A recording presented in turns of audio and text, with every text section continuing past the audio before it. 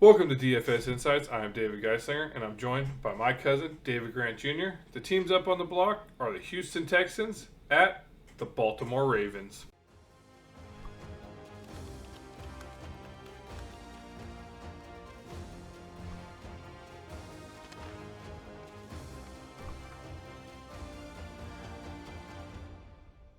This is where David and I will be giving you three key players to focus on while building each of your lineups. Sometimes we might have the same favorite plays, and sometimes we won't. We're here to give you a quick breakdown of those three main plays, so make sure to stay tuned until the end of the podcast, where we're going to give out two absolutely free lineups. Nice. So yeah, let's start breaking down this. This is the first game here on Saturday, the first divisional playoff game, Houston versus Baltimore. So, start off everybody's Saturday with, hopefully to be a good game. Looking at it on paper, both teams are actually pretty good. However, Baltimore is coming out favored by a healthy 9.5 points, which always scares me. 10 points is quite a bit in football to cover there, but obviously Baltimore's looked pretty good this year. So yeah, they are coming off, which I'm not a fan of, the bye week. Lamar has had not so great luck going back, I believe, to the 2019-2020 season where they played the Titans and they got rolled right after their bye week. So obviously, Baltimore's looking for a different outcome there, but Houston just basically mopped up, the number one defense, supposedly. And even put the hurting on Flacco, who was, on a tear there, which is weird to say. In 2024, but he went from having, was it 300 plus passing yard games to throwing pick sixes every other play, it seemed like. So yeah, the Houston's routed the freaking Browns, so they're coming off, they're hungry. Rookie QB, rookie head coach. He was part of the 49ers squad, so he got plenty of playoffs experience over there. Love D'Amico Ryans. Yeah, so love me some D'Amico Ryans. Sure. So yeah, I see this is going to be a pretty good matchup. Over under surprisingly only 44. I think they're basing that on both teams have a stout defense. If I had to pick, I believe Baltimore probably has the edge in that department. But yeah, Houston looked pretty good last game. So how are you seeing it? Yeah. So man, I've been following the Houston Texans. I got some family out in Houston. They've been season ticket holders for a while, so I follow the Texans here a little bit. And man, what a pick, C.J. Stroud. They almost thought that they were robbed in wanting that first pick with Bryce Young, and man, it just things couldn't have come together better. C.J. Stroud's just looked phenomenal as a rookie. I've been told that this is no joke, that his jersey is going to be in the Hall of Fame. For I forget the reasons, but obviously he's had an amazing year. Yeah, I know, it's super crazy. So, and seeing what they did against the Cleveland Brown defense, that we know, as you said, has been stout all year. Man, the Baltimore Ravens are really the only team besides Cincinnati that I saw put a spanking on the 49ers. And as us having one of the top three offenses in the league,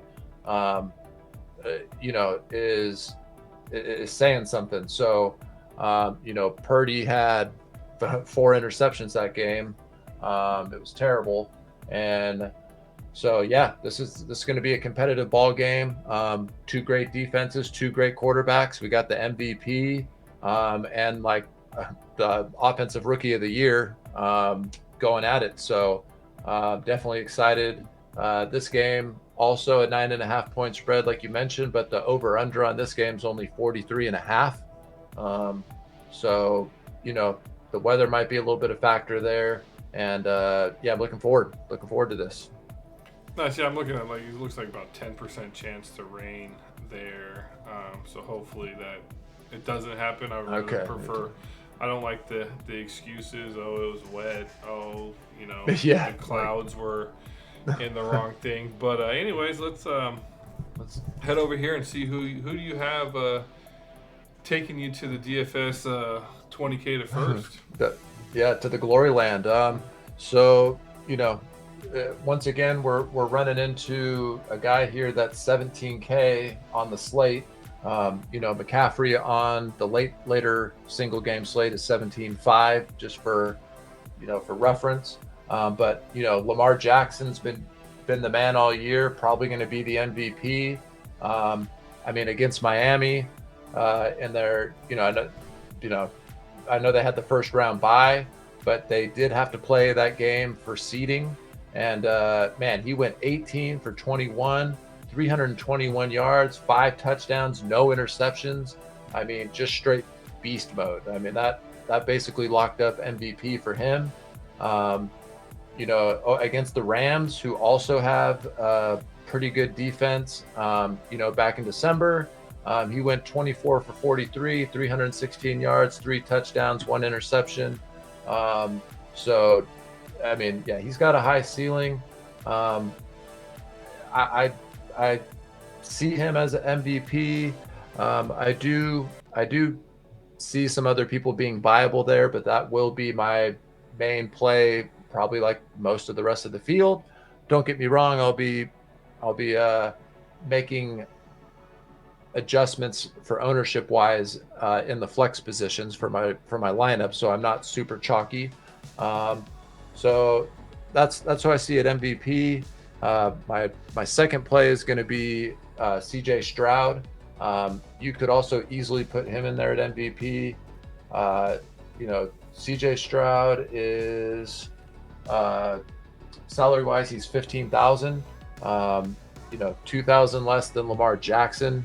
So if you were going to make a lineup even without Lamar, that really opens things up to make just a solid lineup with leaving some salary on there. But what CJ's done has just been, nothing short of phenomenal. Like you mentioned, they played Cleveland. He went 16 to 21, 274 yards, 3 touchdowns, no interceptions. He hasn't thrown an interception since September 19th. So, and again, he's played the teams with good defenses. He played Cleveland. He played the Jets, which have a good defense. The Jaguars, November 19th. Jets, November 19th. Yeah, if I said December, no, November 19th. I thought you said September. I was like, oh man. Oh, okay. No, yeah. I know, right? So yeah, bottom line here, this dude's throwing touchdowns. He's finding his receivers. He's spreading it out, and he just looks, man, he's a big dude. He looks good. He backs up into the pocket and really gives his O-line some time to just let the play happen. He's got great progressions, and man, he's got a cannon for sure. So that's my second main play. I think a lot of my lineups are going to have Jackson and Stroud. Big surprise. That's probably going to be the chalkiest combo. So the goal will be to make differences elsewhere. My other third core play here is actually going to be Singletary, the running back from Houston. I think this is an interesting play because, if you game script Houston probably playing from behind and that type of stuff, you might think that they're not going to run the ball as much, but he's been getting a lot of attempts. 26 attempts, 121 yards against Tennessee. 16 attempts on 80 yards against that's also Tennessee, so that's a little wild. But he does have he has a touchdown against Cleveland on only 13 attempts, 66 yards and a touchdown.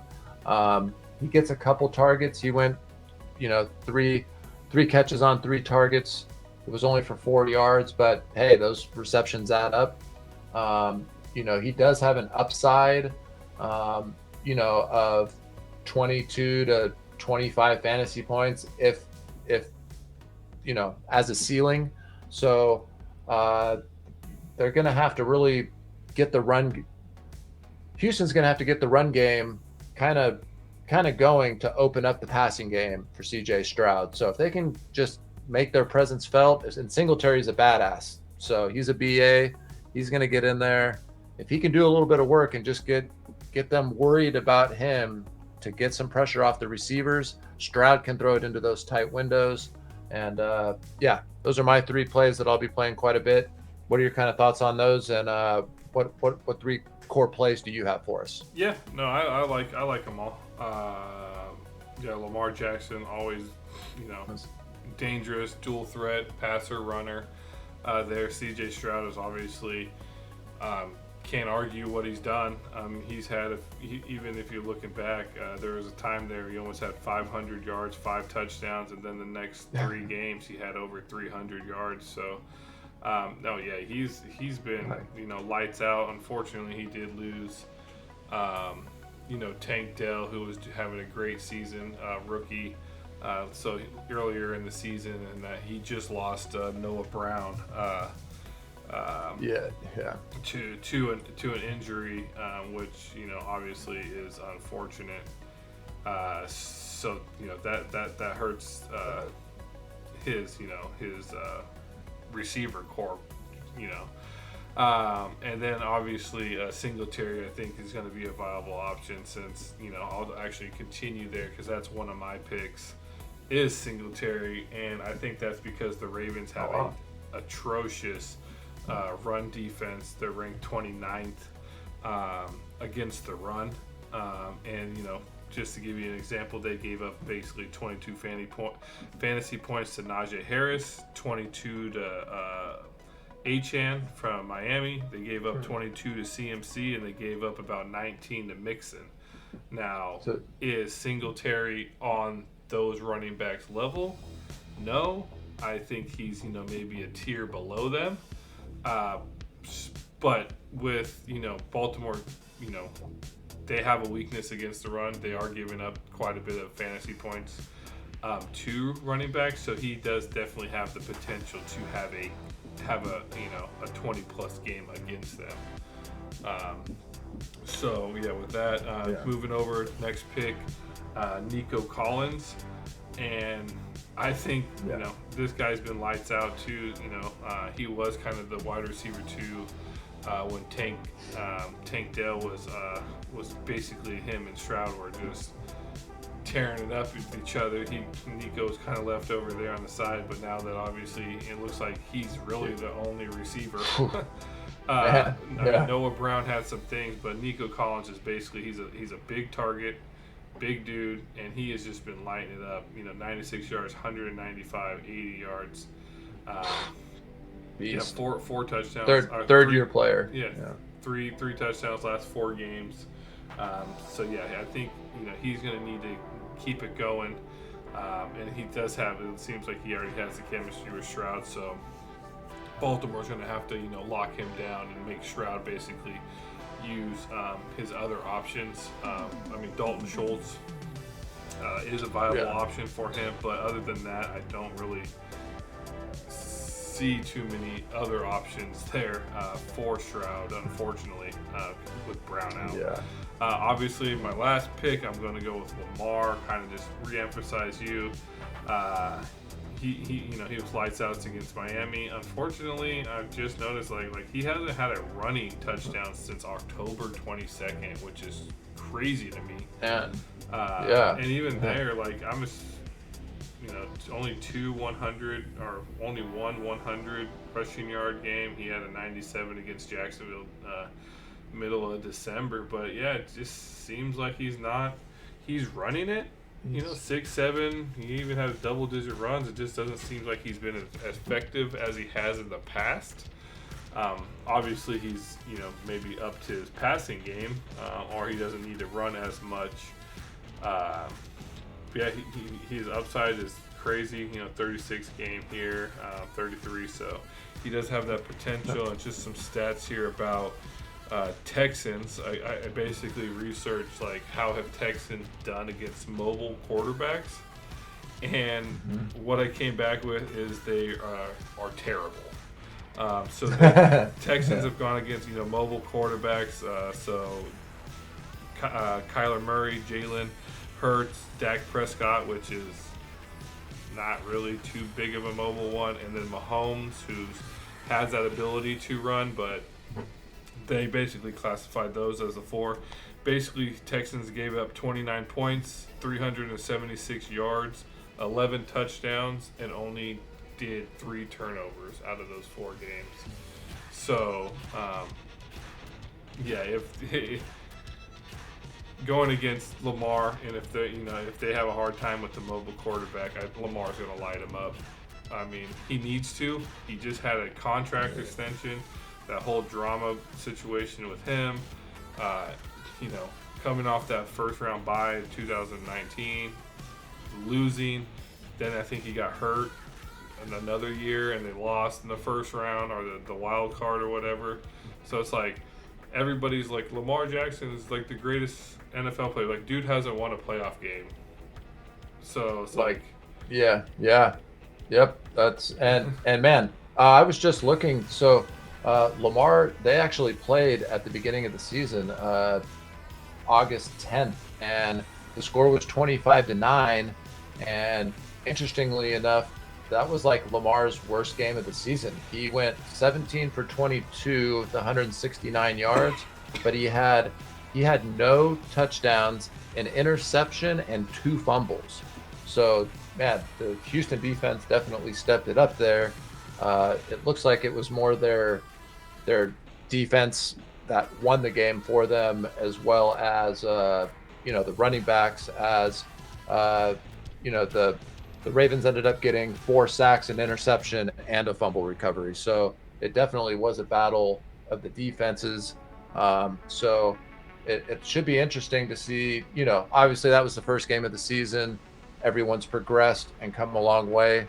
So it would be a great matchup to watch again, but better. Yeah. All right, and with that, let's move over here to who do you got? Your MVP, your predictions. Who's your MVP, and who's winning, and by what score?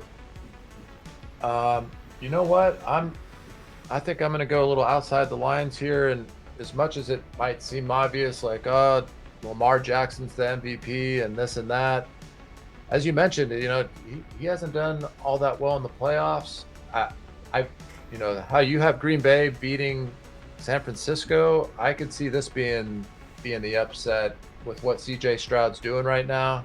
And again, they weren't even supposed to make the playoffs, and to be here in where they are, everything from here is just gravy for the season. So they're playing young and with nothing to lose, everything to gain. I'm going to go, this is going to be an upset. I got Houston. I got Stroud being the MVP. I think he's going to shock the world. And I think Houston's defense is going to step it up. I got this game. I got Houston winning probably a down and dirty game of like man, I want to say 17-13 Houston. And Okay. I got Stroud getting it done. So All right. I'm calling upset. Nice. You heard it here nice. first. You heard it here first. Yeah, no, I don't. I see. I'm gonna go my MVP. I'm gonna go with Lamar Jackson. I think he needs to, with the contract extension drama, all his losses in the playoffs, all these things. I think he needs to show up, and he's been playing pretty decently. It seems like he's healthy. He is getting his weapon back. Mark Andrews should be playing. He had 2 full practices. They still need to officially clear him by Friday. I believe the deadline is to clear him off the IR. So he's eligible to play. So obviously keep your eye out there. But if he gets Yep, Mark by 1 Andrews o'clock. back, Mark Andrews Eastern back, time. he'll even be even more deadly. Even though Likely has been balling out of control too. So I guess it wasn't. I mean, it's a huge loss. Mark Andrews is Mark Andrews, but Likely, Mark Likely stepped in pretty good. But yeah, I think I have Lamar because I think he needs to. Like, will he? Obviously any given Sunday, but I have him, showing up for this game. And we'll talk about, next game, maybe a different story. But as far as game, I got it 28-27. Baltimore in a close matchup. 28-27 Baltimore. All right. Yeah, so we 27. So I got the over on that. You got okay. So you got you took the over. I think I took the under. Mm-hmm. I think it'll be under, but them winning. Oh, you're saying the spread. Yeah. You took the under on this. Well, I think both obviously. The over under is 44, and then also their Baltimore won't cover the spread. I don't think they will. Yeah. I think their offense is looking pretty mean right now. So I'm with you. I like it. With that, now to what everybody's been waiting for. Here's those free lineups to enter in. Please, let us know what you think in the comment section below. We'd love to answer any additional questions you might have, or if you have, any questions about your lineups that you'd like, maybe our input on. Also, make sure to do those free things, like, subscribe, notification bell, so that way you help us out and get us in front of more people. So with that, hope to see you guys on the leaderboard. And David, I'll let you send us off here. Yeah, be sure to check out. We got a couple other videos floating around here. This is playoff football time. So just please check out our other videos, like, subscribe. And please leave in the comments, what lineup you like the best. Even come back after the game. Let us know how your lineups did, or if you entered one of our lineups and it won you a bunch of money. We'd love to hear it. So, like, subscribe. Welcome to the DF Insights community, and I hope everyone wins a bunch of money. See you guys at the top of the leaderboard.